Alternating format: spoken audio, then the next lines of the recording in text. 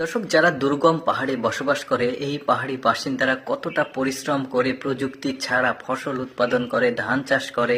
আজকের ভিডিওতে আমি আপনাদেরকে সেটাই দেখাবো। অনেকেই কিন্তু জানে না যে পাহাড়ি অঞ্চলে কিভাবে তারা চাষাবাদ করে। পুরোপুরি ভিডিওটা দেখতে থাকুন। দেখুন, পাহাড়ি অঞ্চলগুলো অনেক উঁচু হয়, অনেক নিচু হয়। তো পাহাড় কেটে কেটে তাদেরকে জমি প্রস্তুত করতে হয়। দেখতে পাচ্ছেন, এটা অনেক উঁচু একটা পাহাড়।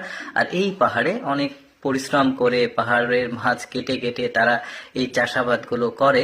আর তারা কিন্তু কোনো প্রযুক্তি ব্যবহার করে না। দেখতে পাচ্ছেন, গরু ব্যবহার করেছে। যাদের গরু নাই তারা আবার অনেক পরিশ্রম করে গরুর জায়গাটা তারা নিয়ে এতটা পরিশ্রম করে। যারা চাষাবাদ করে তারা জানে এই কাজটা কতটা পরিশ্রমের কাজ। তারপরে যখন সবকিছু কমপ্লিট হয়ে যায় তখন তারা জমিকে সমতল করার চেষ্টা করে।